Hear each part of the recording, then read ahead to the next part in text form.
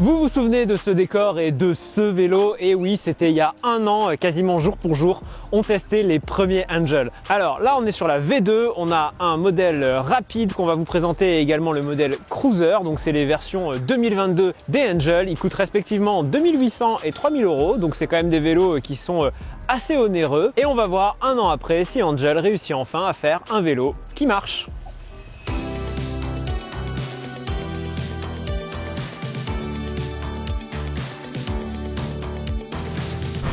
Trafic à Paris, c'est toujours un concept.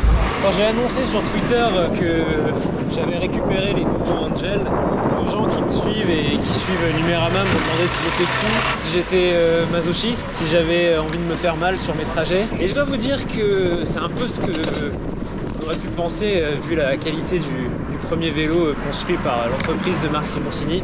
Je l'avais aussi dit dans la précédente vidéo sur les Angel, je ne teste pas des marques. Je ne suis pas à mettre mon opinion personnelle et mes convictions sur un vélo ou sur un produit quand je le teste. Je teste des faits. Et le fait est que ce vélo était complètement pété. Il fait tout seul! N'importe quoi. Avec du recul, moi je me dis que en réalité le vélo Angel avait tellement de problèmes qu'on ne l'avait pas testé. En 2022, la différence elle est claire, c'est que je peux enfin tester un vélo Angel sans que ce soit, disons, une entrave à ma route, à mon quotidien, et que je sois embêté par des problèmes d'UX, de compatibilité, de batterie, littéralement à tous les stops et à tous les trajets. Et je sais pas si vous vous souvenez, mais il y a un an, je disais aussi que quand le Angel marchait, c'était un bon vélo. C'était un peu la conclusion, c'était que c'était assez agréable de pédaler sur un vélo léger comme ça, avec un moteur plutôt chouette à l'arrière, et que les modes de conduite étaient plutôt ok pour de la ville. Il y a un potentiel, mais il est gâché par vraiment des centaines de problèmes. Alors aujourd'hui, on a une gamme qui est composée de deux vélos qu'on a testés, donc évidemment la gamme rapide, qui est une gamme un peu plus sportive, avec un vélo léger, qui est très peu équipé, genre pas de garde-boue, des vélos qui sont vraiment pensés pour aller vite et qui sont assez peu confortables, hein. On a toujours ces espèces de poignées un peu dures, mais qui sont là pour avoir des sensations, et les vélos cruiser qui sont bien plus pépères, que j'aime beaucoup plus personnellement, parce que on retrouve quelques subtilités qui permettent de faire des trajets confortables. On est sur une position de conduite un peu plus hollandaise. Vous voyez le cintre du guidon, beaucoup plus large, beaucoup plus anglais, hein, il est beaucoup plus circulaire.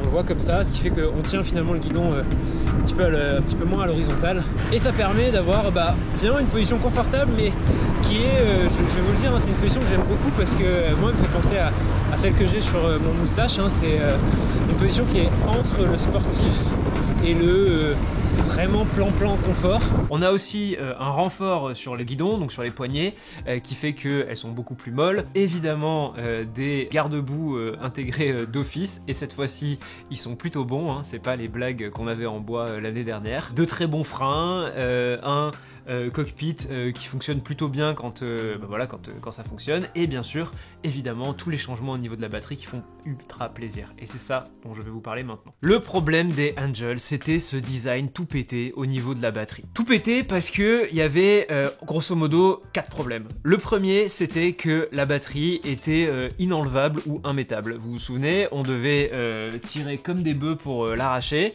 et si on ne devait pas tirer comme des bœufs, c'est que la batterie elle nous amenait au deuxième problème. La moindre vibration, le moindre pavé, ça la faisait sauter, ça la déconnectait de son socle, et du coup vous perdiez l'assistance. Génial. Hein. Troisième problème, on avait une batterie qui, du coup, désactivait complètement le vélo. Donc pour allumer le vélo, qu'est-ce qu'il fallait faire? Il fallait tourner la clé, enlever la batterie, remettre la batterie. Et enfin, un dernier problème qui était un problème d'équilibre. Évidemment, ce vélo qui a tout son poids sur l'arrière, batterie, moteur, voilà, la totalité, et vous hein, évidemment. Ça fait un vélo qui reste profondément déséquilibré sur l'arrière du vélo. L'avant est très léger, l'arrière est très lourd. Ça crée une sensation un peu étrange en conduite, et surtout quand vous devez le porter, eh bien il faut le porter à l'envers, parce que sinon vous avez tout l'arrière qui tombe derrière vous, voilà. Donc c'était un peu naze. Évidemment vous savez que vous vous doutez bien que le problème numéro 4 n'a pas été résolu, mais ça, admettons, les 3 premiers ont été résolus sur cette version 2022. Faites. Non, alors Angel a réfléchi, c'est top. C'est vraiment parti sur un focus de vélo qui doit fonctionner. Et franchement, si vous me demandez à moi, c'est évidemment la chose que j'aurais dit tout de suite. D'abord, on fait un vélo qui fonctionne et ensuite on le customise. Mais bref, ils ont fait ça à l'envers. Mais aujourd'hui, en 2022, je ne peux pas dire que ce vélo m'a posé de problème. La batterie s'enlève ultra facilement. On voit que le petit socle sur lequel elle repose a été complètement changé. Il est à la fois robuste et à la fois bien coulissant. Donc bravo pour avoir gardé ce design et avoir réussi à faire quelque chose de correct. Aujourd'hui c'est plus un problème. Vous verrouillez la clé, ça marche très bien sur la route. Moi j'ai pris des pavés, je suis même allé un petit peu au bois de Vincennes pour faire du off-road ce week-end et ça a marché de ouf aussi, hein, les cailloux, les pavés, vraiment tout était nickel. La batterie n'a pas sauté et surtout en termes du UX, eh ben, on arrive enfin avec les mises à jour logicielles et les mises à jour matérielles à un vélo. Vous arrivez devant votre vélo, vous enlevez l'antivol, vous appuyez sur le bouton, il y a un code de déverrouillage et vous partez. Il n'y a pas de j'enlève la batterie, je la remets, je me connecte à mon smartphone, tout ça. Non, on est sur un process qui aurait dû être là depuis le départ. Vous pouvez même, si vous avez appairé avec votre smartphone, appuyer simplement sur déverrouiller qui apparaît sur l'écran. Vous pouvez choisir de déverrouiller sur votre smartphone avant d'arriver à votre vélo. Vous pouvez utiliser le petit code et en fait... Voilà, il n'y a plus de friction, vous partez, allez, en 15 secondes, vous êtes en train de rouler et vous avez le mode de conduite qui vous plaît. C'était quand même un point vachement important et aujourd'hui, on peut même, comme je vous l'ai dit, utiliser un Angel sans avoir besoin du smartphone, hein. Vous rentrez le code, pas besoin de clé même, hein. Vous pouvez partir acheter le pain complètement sans rien, sans smartphone, sans clé, vous y allez, vous partez, voilà, c'est nickel. Ce qui fonctionne aussi, c'est, comme je vous l'avais dit, et ça je le répète, sur les trajets, le Angel est un vélo qui est plutôt agréable à conduire. Alors j'ai conduit les deux, j'aime beaucoup plus le cruiser et je trouve qu'avec le cruiser on a vraiment la promesse de rendre un trajet d'un point A à un point B facilité avec un bel accompagnement du moteur. Le capteur s'enclenche assez vite, il reste léger, hein, on va pas se mentir, le Angel c'est pas un vélo sur lequel vous ne forcez pas, dès que vous aurez une montée il va falloir accompagner le vélo, donc c'est de la motorisation légère, hein, comme on a pu le voir sur certains Canyon ou sur certains Specialized, c'est à peu près le même genre de feeling, c'est pas du moteur qui va vous accompagner en mode mobilette, mais ça reste un moteur qui est assez agréable à utiliser au quotidien, et je trouve qu'on peut difficilement le prendre en défaut. Quand il est bien chargé, que la batterie est bien chargée, on arrive à avoir un trajet même avec des beaux dénivelés sans forcément forcer. Alors, sans forcément forcer, il faut savoir que je trouve que le mode dry, comme il l'appelle, c'est-à-dire celui qui est censé ne pas vous mouiller à cause de votre transpiration, n'est pas très dry pour moi, il est plutôt un mode moyen où dès que ça va quand même faire de la montée un peu sèche, vous allez sentir passer quoi. Le mode fast, en revanche, est le mode le plus utile à mon sens. Certes, c'est celui qui va un peu cramer la batterie le plus vite, mais au moins on a la sensation d'être sur un vélo électrique, on a la sensation d'avoir des bonnes accélérations, une bonne poussée bien linéaire. On a tendance à avoir des single speed comme ça qui moulinent assez vite. Là, on se retrouve à pouvoir encore un peu pédaler pour le faire aller, je dirais, entre 30 et 31 km/h. C'est pas mal pour un vélo comme ça qui n'a pas de vitesse, enfin qui en a qu'une, et du coup ça vous permet de faire des trajets qui sont plutôt rapides, même après l'accompagnement avec le moteur. Les freins sont excellents, j'ai eu plusieurs fois l'occasion de tester ça dans les rues parisiennes, hein, parce que visiblement les conducteurs sont de retour, donc on pile pas mal. J'ai pilé et ça pile plutôt bien, ça y a pas d'ABS mais au moins on zigzague pas trop quand on freine très fort. Ça reste de bons freins, ça reste un système d'éclairage qui est à l'avant, vous vous souvenez, c'est toujours le même, c'est un éclairage assez wide, donc plutôt large et du coup il est très visible.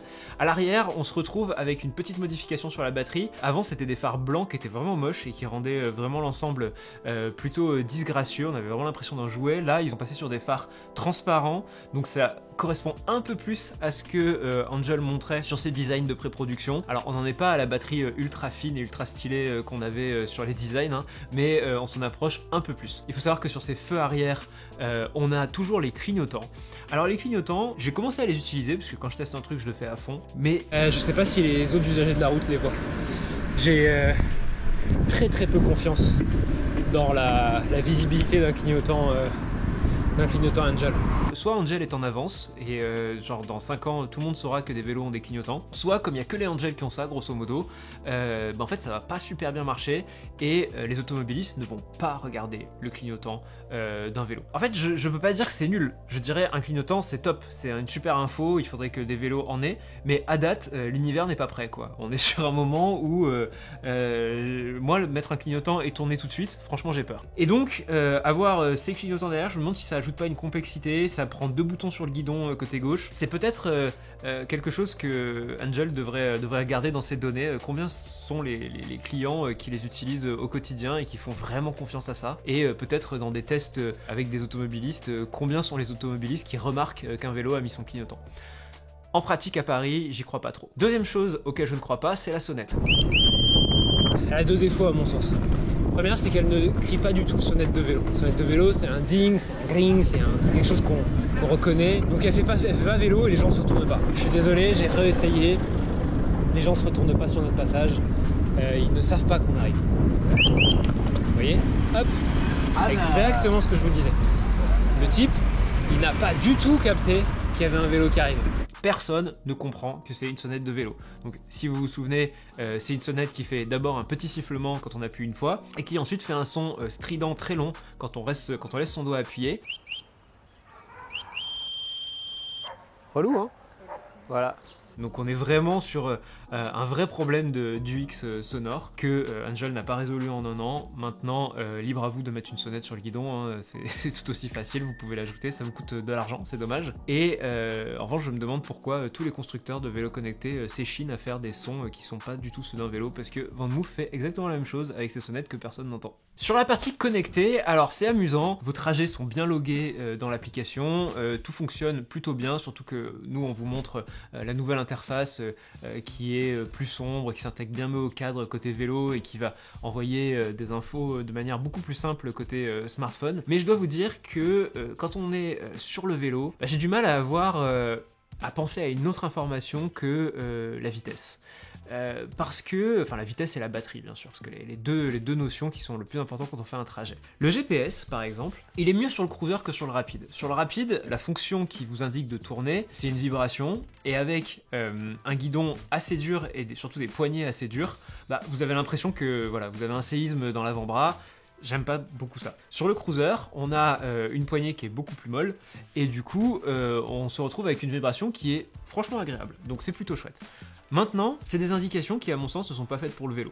C'est des indications qui vont être extrêmement sommaires, sans cartographie. Donc des indications qui vont vous dire, par exemple, gauche et le nom d'une rue, et le nombre de mètres. Vous arrivez, vous connaissez les villes, hein, vous tournez votre tête à gauche, il y a 15 rues qui sont là, et vous vous dites, mais en fait c'est laquelle que je dois prendre? Ah c'est celle-là, ok je regarde, machin. C'est super dur, je me suis retrouvé à un moment, évidemment je teste comme d'habitude les choses en entier, je me suis retrouvé à le suivre ce GPS, et à un moment j'arrive à un rond-point, il donne pas la sortie du rond-point, il montre juste le symbole rond-point, je suis là, ok, qu'est-ce que je fais? Je vois le nom de la rue. Et en fait, c'était vraiment la première rue à gauche, quoi. Donc, ce que je devais faire, c'était prendre tout le rond-point et revenir. J'ai dû m'arrêter au milieu, je me suis fait klaxonner, enfin bref. Je trouve pas que l'information qui soit sur le cockpit soit la bonne. Mettre une flèche et une rue et la distance de la rue, c'est jamais assez précis pour un vélo. Donc 90% du temps, qu'est-ce que j'ai fait? Eh ben j'ai pas mis de GPS. Parce que le GPS finalement me déconcentrait plus qu'autre chose. Et ça, je trouve que c'est un peu dommage sur un vélo connecté, d'avoir retravaillé la partie applicative vélo et la partie applicative smartphone, mais ne pas avoir pensé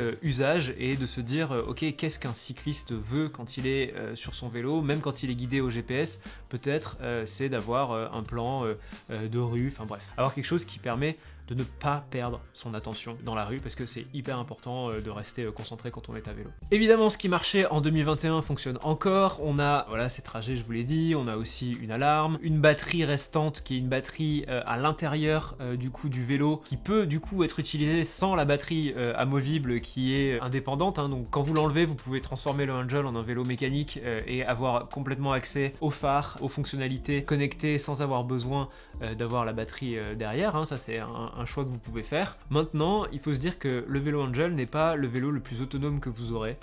C'est un vélo qui, de l'aveu de son créateur, a été pensé pour justement être séparé de sa batterie, et la batterie doit être rechargée tous les soirs ou tous les 2 soirs selon votre trajet. Moi, en mode fast, sans trop être gourmand sur la batterie, je tiens à peu près 25-30 km. Après, la batterie passe en mode éco au-dessous de 10%, et là le vélo devient très très lourd, surtout le cruiser. Du coup, considérez qu'entre 0 et 10%, vous n'avez pas la puissance maximale du moteur, ça devient assez dur de faire des montées. Mais voilà, donc on se retrouve avec une batterie qui a à peu près 30 km d'autonomie. Ce serait gênant si vous avez plus que ça à faire.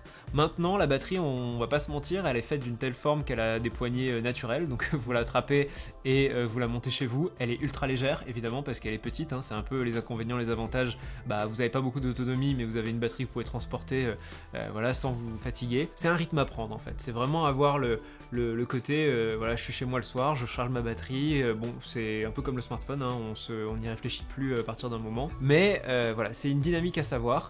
C'est bien qu'il y ait une batterie amovible, parce que la plupart des vélos motorisation légère n'ont pas forcément de batterie amovible, mais voilà, on se retrouve avec à peu près le même comportement qu'on avait sur les vélos purs électriques, qui ont, je sais pas si vous vous souvenez, des petits moteurs et pareil, une toute petite batterie qu'il faut recharger à peu près tous les soirs.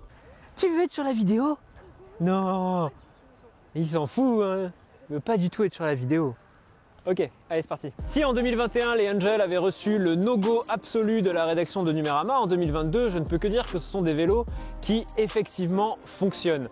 Ils fonctionnent et ils répondent à la promesse qu'ils ont faite, c'est-à-dire avoir un vélo léger, connecté, qui vous amène d'un point A à un point B sans effort. Maintenant, les Angel restent des Angel. Il y a effectivement le côté connecté qu'il faut apprécier. Il y a toujours cette batterie à l'arrière qui a un côté déstabilisant sur la géométrie du vélo. Et même si tout va beaucoup mieux, on a encore quelques petits bugs à l'usage qui, j'espère, seront corrigés dans les mois qui viennent. À ce prix-là, Angel fait donc un vélo connecté qui tient la route, haha, jeu de mots, mais qui va du coup affronter des vélos beaucoup moins connectés et peut-être beaucoup mieux équipés. Je pense à Canyon, je pense à Specialized qui font ce genre de vélo là, et le choix va donc être de savoir si vous voulez absolument des fonctions comme celles proposées par Angel et qu'on vous a démontré dans cette vidéo, ou des vélos mieux équipés de marques un peu plus installées qui vont avoir du coup peut-être moins de fonctions connectées, de liaison avec votre smartphone, tout ça, mais un équipement peut-être un peu plus à la pointe côté mécanique. Ce sera ma conclusion. Je suis assez content d'avoir pu retester Angel